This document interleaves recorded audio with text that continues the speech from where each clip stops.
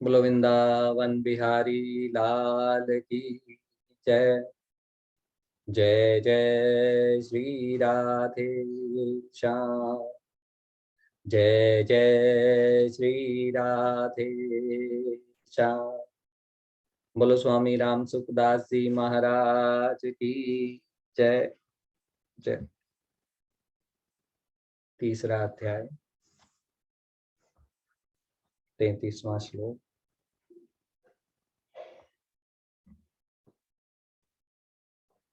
भगवान के मत के अनुसार कर्म न करने से मनुष्य का पतन हो जाता है। ये हमने कल 32वें श्लोक में पढ़ा था। ऐसा क्यों है, इसका उत्तर भगवान आगे के श्लोक में देते हैं। जितने भी कर्म किए जाते हैं वे स्वभाव अथवा सिद्धांत को सामने रखकर किए जाते हैं। स्वभाव दो प्रकार का होता है, राग द्वेष रहित और राग द्वेष युक्त। जैसे रास्ते में चलते हुए कोई बोर्ड दिखाई दिया, उस पर लिखा हुआ पढ़ लिया, तो यह पढ़ना न तो राग द्वेष से हुआ न किसी सिद्धांत से हुआ, अपितु राग द्वेष से रहित स्वभाव से स्वतः हुआ है।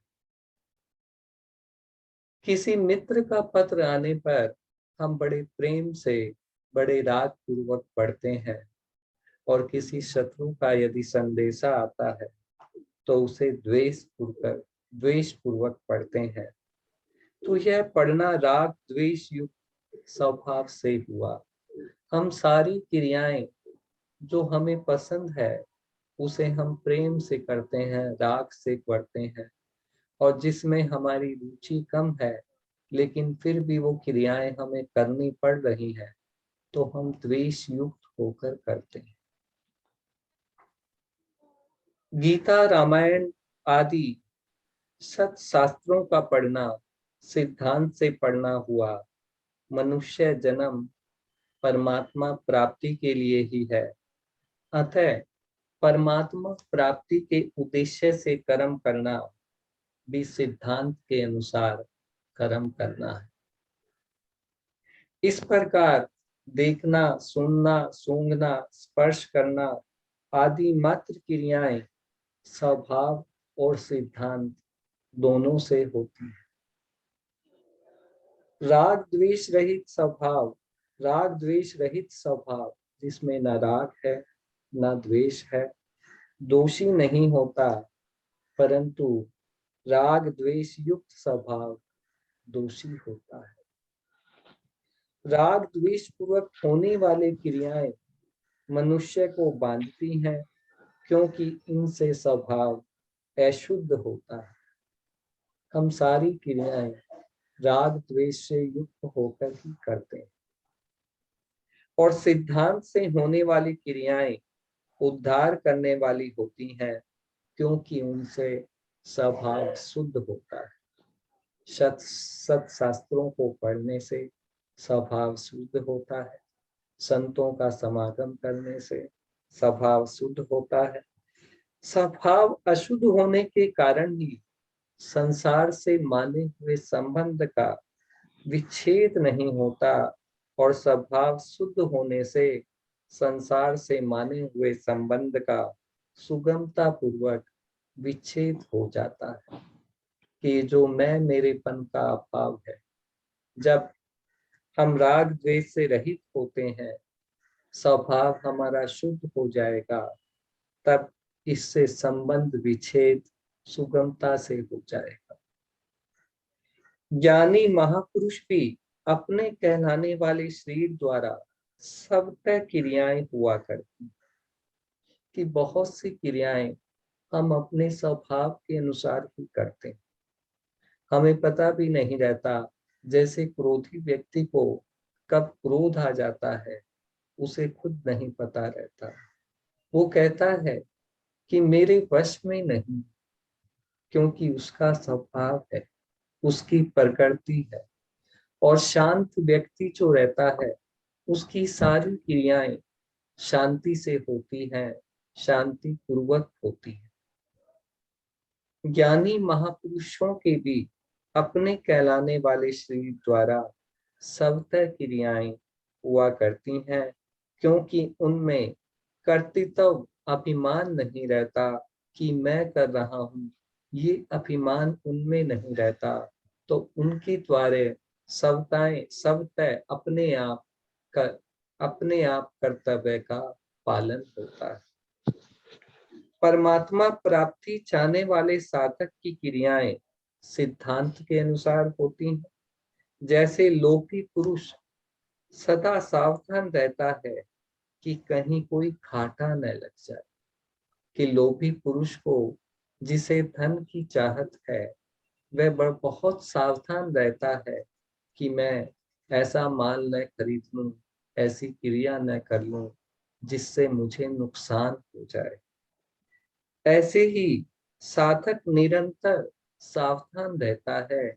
जो परमात्मा को प्राप्त करना चाहता है उसमें ये सावधानी बनी रहती है कि कोई क्रिया राग द्वेष पूर्वक न हो जाए।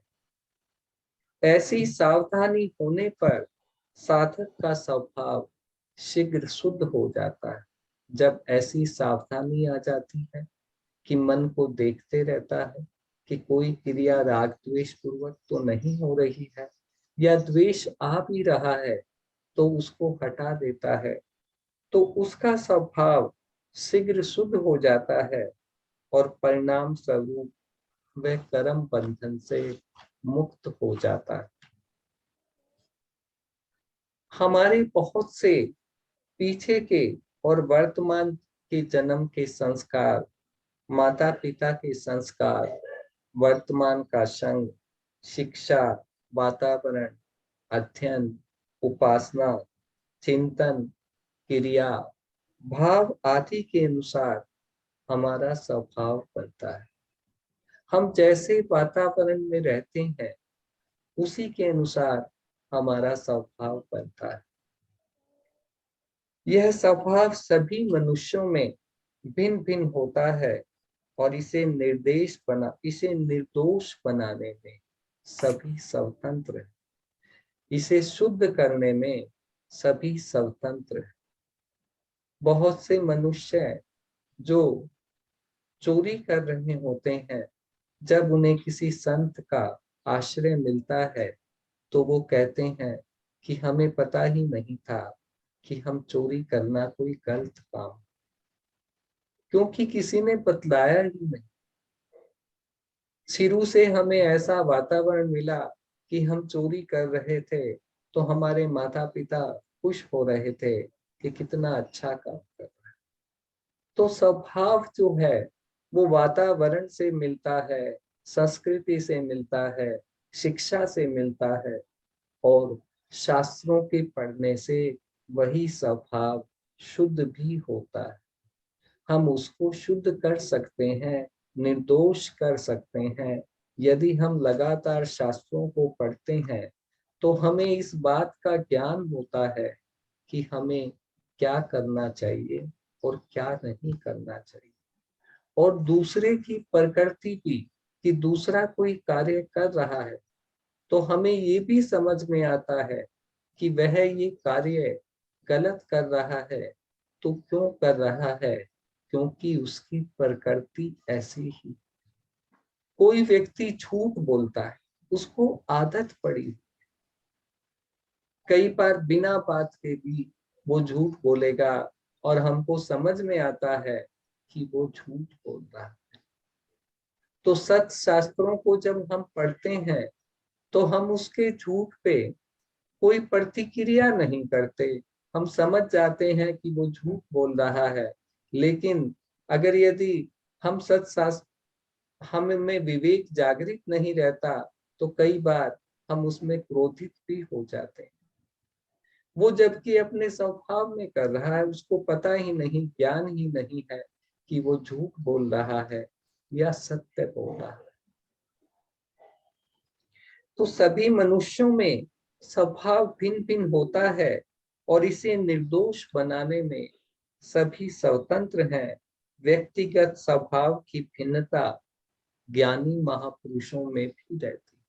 कि ज्ञानी महापुरुषों को भी, जिन्होंने ज्ञान प्राप्त कर लिया है, उनका स्वभाव भी अलग अलग रहता है। चेतन में भिन्नता होती ही नहीं, स्वभाव में स्वाभाविक भिन्नता रहती है। जो चेतन तत्व है वो एक ही है, उसमें कोई भिन्नता नहीं होती। प्रकृति में ही भिन्नता रहती है। प्रकृति है ही विषम, अलग अलग है। जैसे एक जाति के होने पर भी आम आदि के वृक्षों में अवान्तर भेद रहता है। कि आम एक जाति के भी होने से भी आम में विभिन्न प्रकार के आम पाए जाते हैं। ऐसे ही स्वभाव शुद्ध होने पर भी ज्ञानी महापुरुषों में भी प्रकृति का भेद रहता है। कि ज्ञानी महापुरुष में ज्ञान तो है, लेकिन सबका स्वभाव उनका भी अलग अलग है। ज्ञानी महापुरुष का स्वभाव शुद्ध, राग द्वेष रहित होता है, अतः वह प्रकृति के वश में नहीं होता। इसके विपरीत अशुद्ध, राग द्वेष युक्त स्वभाव वाले मनुष्य अपनी बनाई हुई परवस्था से बाध्य होकर कर्म करते हैं। कि जो क्रोधित मनुष्य है वह क्रोध के वश होकर कार्य करता है। तो जो जिन्होंने अपना राग द्वेष युक्त स्वभाव बना लिया है, वो उस स्वभाव के परवश हो जाते हैं, उससे बाहर नहीं निकल पाते। जिनका स्वभाव महान शुद्ध एवं श्रेष्ठ है, उनकी क्रियाएं भी अपनी प्रकृति के अनुसार होती हैं। फिर जिनका स्वभाव अशुद्ध है, उन पुरुषों की क्रियाएं भी अपने स्वभाव के अनुसार ही होती है। इस विषय में हठ उनके काम नहीं आएगा। कि अगर यदि जैसे कोई मदिरा का पान करता है, वो सुबह 100 बार कसमें खाता है अपने परिवार के सामने कि आज मैं नहीं पीऊंगा, आज चाहे कुछ हो जाए। लेकिन शाम होते होते उसका स्वभाव उसे परवश करता है। उसे आप 100 तालों में भी रख लो तो भी उसकी कोशिश रहेगी कि मैं तोड़ के वहां पहुंच जाऊं, और बिना तालों के तो पहुंच ही जाता है, कितनी ही कसमें खाए। तो भगवान यहाँ यही कह रहे हैं अर्जुन से कि अर्जुन, तुम्हारा ये हठ पूर्वक जो तुम युद्ध रूपी कर्तव्य करने का त्याग, कर्तव्य कर्म का त्याग करने चाहते हो, वह तुम्हारे काम नहीं आएगा। क्योंकि तेरा स्वभाव जो है, क्षत्रिय का जो स्वभाव है, वह युद्ध से मुंह नहीं मोड़ सकता।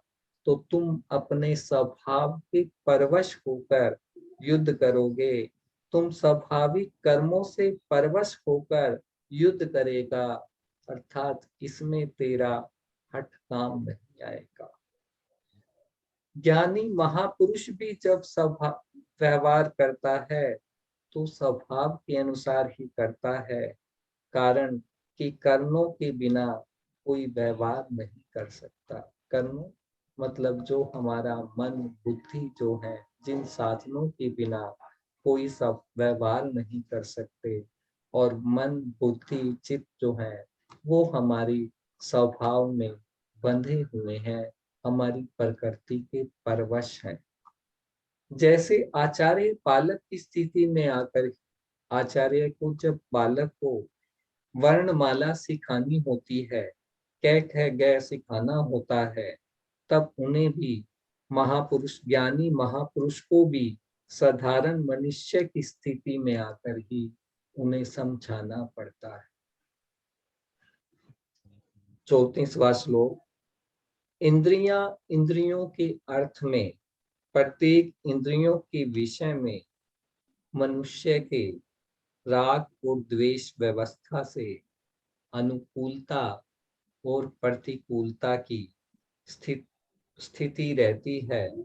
मनुष्य को उन दोनों को वश में नहीं होना चाहिए, क्योंकि वे दोनों ही परमार्थिक मार्ग में विघ्न डालने वाले शत्रु हैं। कि हमारी जो इंद्रियां हैं और उनके विषय हैं, उनके वश में मनुष्य को नहीं होना चाहिए। अनुकूल और प्रतिकूल स्थिति में उनके वश में होकर कर्म नहीं करने चाहिए, क्योंकि वे दोनों ही परमार्थिक मार्ग में, परमात्मा प्राप्ति के मार्ग में विघ्न डालने वाले। प्रत्येक मनुष्य के प्रत्येक विषय में राग द्वेष को अलग अलग स्थिति बताने के लिए ही भगवान ने यहाँ कहा है कि प्रत्येक इंद्रियां, हमारी जो 5 ज्ञानेंद्रियां हैं, श्रोत, त्वचा, नेत्र, रसना और घ्राण, जिनसे जिनके विषय है शब्द, श्रोत का विषय है शब्द, त्वचा का विषय है स्पर्श, नेत्र का विषय है रूप, रसना का विषय है रस और घ्राण का विषय है गंध। नाक के द्वारा जो हम गंध को ग्रहण करते हैं, रसना के द्वारा रस को ग्रहण करते हैं, नेत्रों के द्वारा हम रूप को देखते हैं और त्वचा से स्पर्श का अनुभव करते हैं, और श्रोत के द्वारा, कानों के द्वारा शब्दों को स्थित सुनते हैं। इन सभी इंद्रियों और इंद्रियों के विषय में अनुकूलता प्रतिकूलता की मान्यता से मनुष्य के राग द्वेष स्थित रहते हैं। कोई विषय में वह जब अनुकूल होता है तो राग करता है, और कोई विषय में जब प्रतिकूल स्थिति रहती है तो वह द्वेष करता है। इंद्रियों के विषय में अनुकूलता का भाव होने पर मनुष्य का उस विषय में राग होता है, और प्रतिकूलता का भाव होने पर उस विषय से द्वेष होता है। हमारे सामने जितनी भी स्थितियां आती हैं, कुछ किसी स्थिति से हमारा राग रहता है, किसी से हमारा द्वेष रहता है, समता नहीं रहती है। वास्तव में देखा जाए तो राग द्वेष इंद्रियों के विषयों में नहीं रहते। यदि विषयों में राग द्वेष स्थित होते तो एक ही विषय सभी को समान रूप से प्रिय अथवा अप्रिय लगता। स्वामी जी कह रहे हैं कि यदि विषयों में राग द्वेष रहते, स्थितियों में राग द्वेष स्थित रहता, तो एक ही स्थिति किसी को प्रिय और अब किसी को अप्रिय क्यों लगती। ये जो राग द्वेष है, ये हमारे मन में स्थित है। हमने अपने मन में ये स्वभाव में बना रखा है कि ये मुझे प्रिय है और ये मुझे प्रिय नहीं। जैसे वर्षा किसान को प्रिय लगती है पर कुम्हार को अप्रिय लगती है। एक मनुष्य को कोई भी विषय सदा यह प्रिय या अप्रिय नहीं लगता, कि मनुष्य का भी कभी कोई स्थिति में उसे कोई स्थिति अच्छी लगती है और कुछ समय बाद वही स्थिति खराब लगने लग जाती है। छोटा सा उदाहरण कि ठंडी हवा गर्मी में अच्छी लगती है पर सर्दी में बुरी। तो हमारी भी जो प्रकृति है वो बदलती रहती है। कभी हमें कोई प्रिय लगता है और कभी अप्रिय। इस प्रकार सारे विषय जो हैं अपने अनुकूलता या प्रतिकूलता के भाव से ही प्रिय अथवा अप्रिय लगते हैं। अर्थात मनुष्य विषयों में अपना अनुकूल या प्रतिकूल भाव करके उसको अच्छा या बुरा मानकर उससे द्वेष या राग कर लेता है। कि हम अपने आप अपनी अपनी अपने स्वभाव के अनुसार किसी से राग कर लेते हैं और किसी से द्वेष कर लेते हैं। किसी का अंत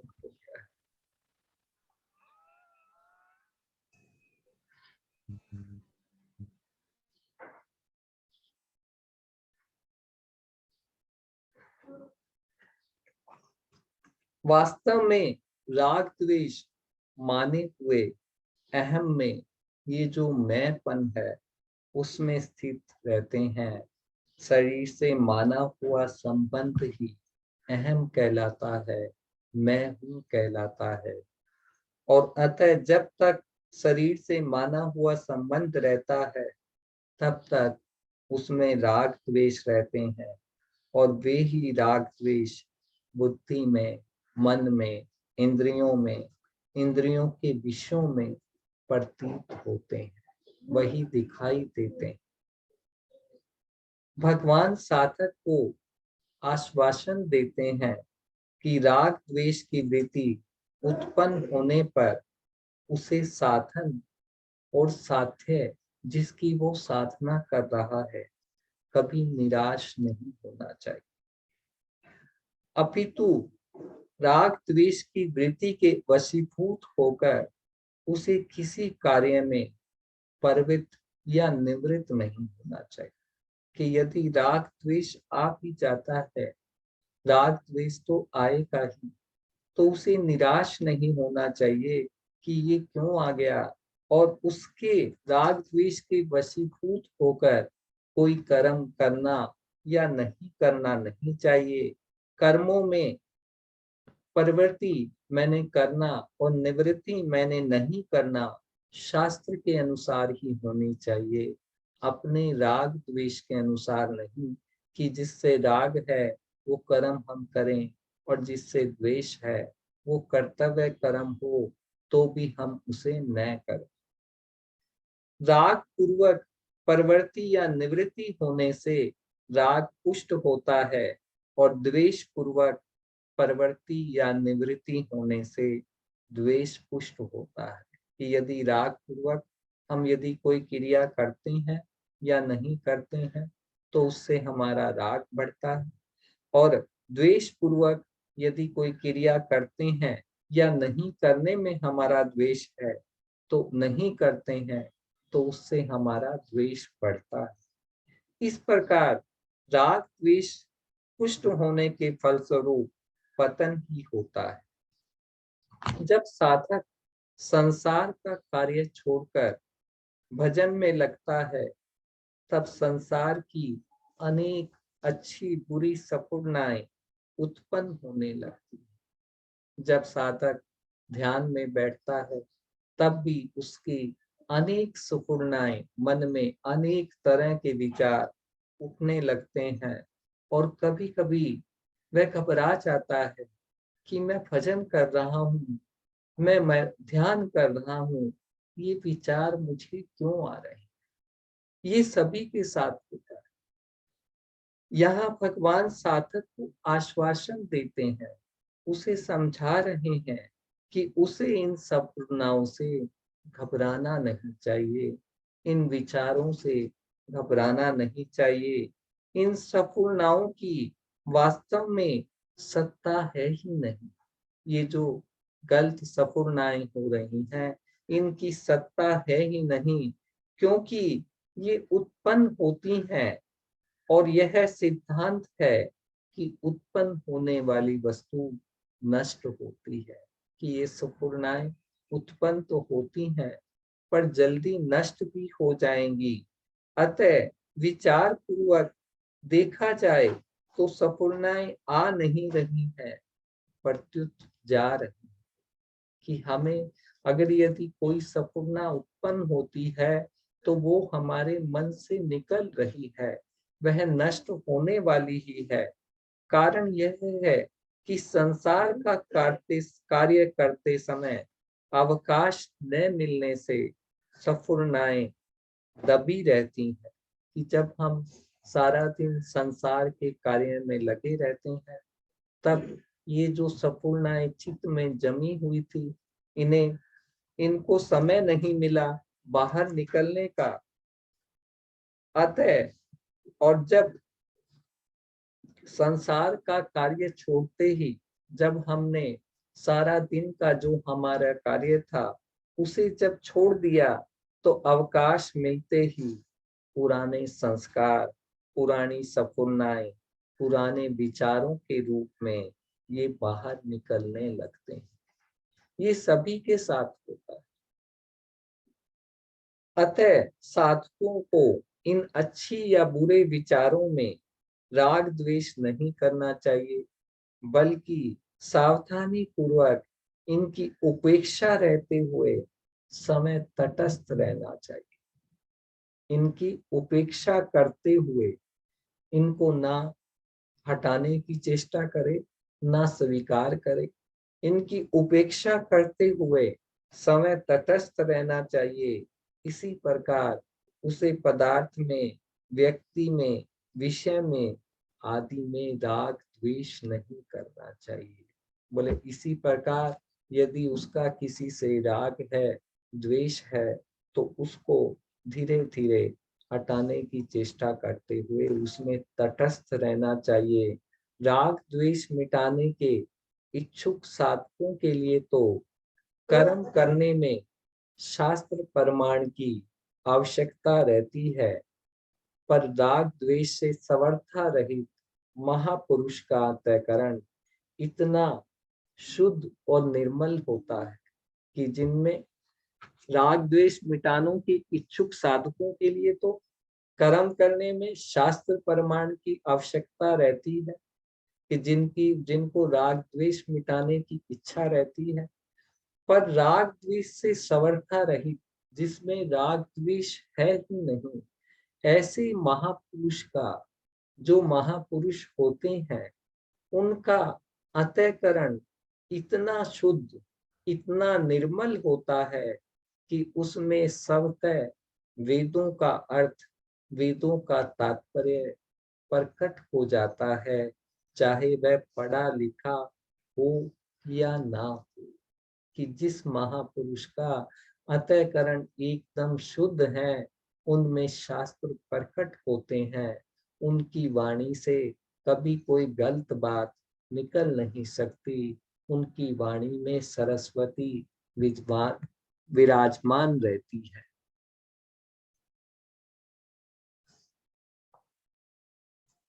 उनके अंतःकरण में जो भी बात आती है वह शास्त्रों के अनुकूल ही होती है। राग द्वेष का समर्था अभाव होने के कारण उस महापुरुष के द्वारा शास्त्र निषिद्ध क्रियाएं कभी होती ही नहीं।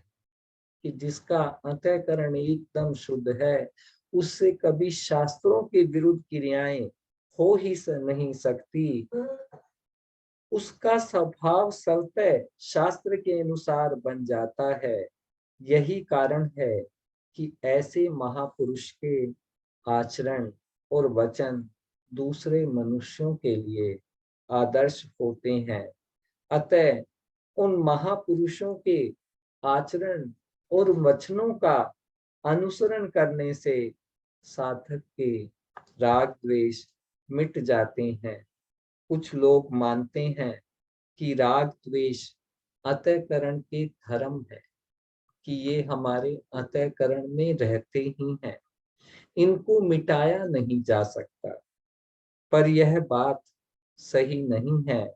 वास्तव में राग द्वेष अंतःकरण के विकार है, आने जाने वाले दोष हैं, धर्म नहीं है। क्योंकि कभी राग आता है, कभी द्वेष आता है, तो ये दोष हैं जो आते जाते रहते हैं।